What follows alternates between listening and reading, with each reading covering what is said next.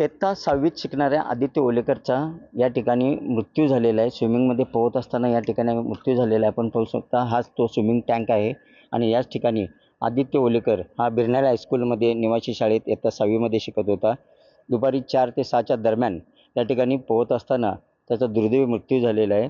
या संदर्भात आपण बघू शकता या ठिकाणी असणारे जे कॉलेज शाळेचे जे इथले जे पदाधिकारी आहेत जितेंद्र पाटील त्यांच्याशी आपण बच्चू काय झालं नेमकं वस्तुस्थिती जरा सांगा. दुपारी 4च्या दरम्यान ज्यावेळेला मुलं हॉस्टेलमधून हा मुलगा हॉस्टेलला राहायला होता.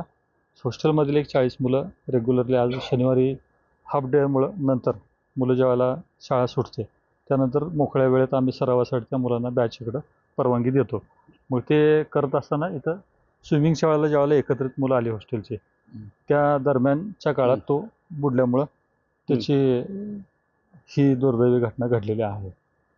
इथं आपल्याकडं स्टाफ आहे स्विमिंगचा, त्यांना प्रशिक्षण दिलेलं आहे. त्यानंतर सेफगार्डच्या सगळ्या सुविधा इथं उपलब्ध आहेत.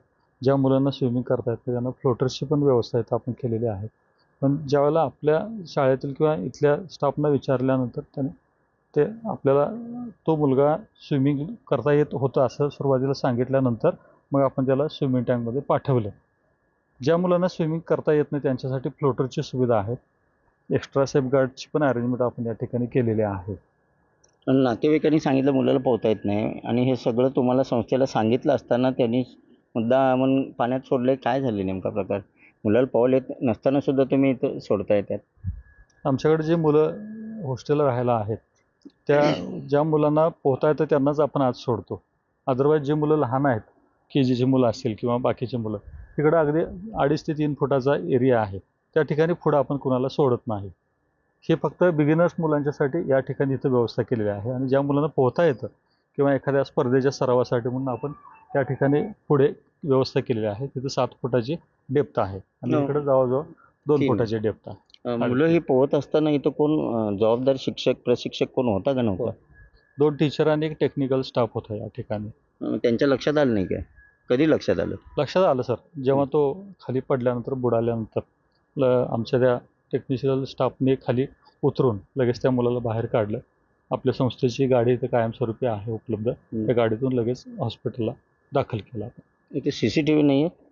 CCTVची व्यवस्था इथं आपण करीत होतो आपण, पण काही ज्या आपल्याकडे कसं आहे KG पासून ते 12वीपर्यंतचे स्कूल आहे आणि इथं मुली आणि महिला पण स्विमिंग करतात आणि ते करत असताना त्यांच्या सुरक्षिततेचा मुद्दा समोर आल्यानंतर काय त्या लोकांनी ऑब्जेक्शन घेतल्यामुळे आम्ही CCTV त्या ठिकाणी लावलेला नाही. बाकी शाळा परिसरातला इतर जो एरिया आहे तो सगळा अंडर CCTV कव्हर आहे.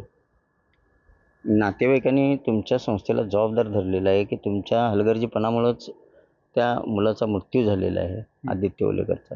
काय सांगताय? नाही, या ठिकाणी मुलांच्या सुरक्षिततेला आपण सर्वोच्च प्राधान्य देतो सर. त्यामध्ये ही घटना दुर्दैवी घडलेली आहे, अपघात घडलेला आहे, पण याबद्दल नातेवाईकांच्या भावना समजू शकतो आम्ही. कोण आहे या संस्थेचे चेअरमन कोण आहे? संस्थेचे चेअरमन समीर बिरनाळे आणि डायरेक्टर सागर बिरनाळे हे दोघेजण नित्यनियमानं रोज असतात, इथं हजर असतात. रोजच्या दैनंदिन अडीअडचणी आणि बाकीच्या गोष्टींमध्ये त्यांचं जातीनं लक्ष असतं. नक्कीच आपण पाहू शकता याच स्विमिंग टँकमध्ये बुडून आदित्य ओलेकरचा मृत्यू झालेला आहे. या ठिकाणी कशामुळे मृत्यू झाला याची सखोल चौकशी संजय नगरचे पोलीस करीत आहेत आणि नातेवाईकांनी असा आरोप केलेला आहे की संस्थेच्या हलगर्जीपणामुळेच या ठिकाणी या मुलाचा बुडून मृत्यू झाला आहे. आता पोलीस काय भूमिका घेतात ते पाहणं महत्त्वाचं ठरणार आहे आणि नेमकी सत्तेची बाजू काय आहे ते सुद्धा समोर येणं गरजेचं आहे.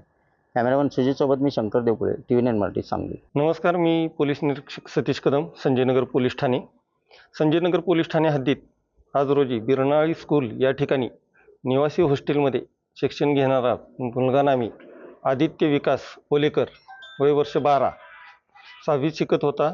तो स्विमिंगला गेला असता त्या ठिकाणी बुडून त्याचा दुर्दैवी मृत्यू झालेला आहे.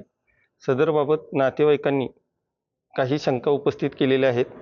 त्याबाबतची सखोल चौकशी करून योग्य ती कायदेशीर कारवाई करण्यात येत आहे.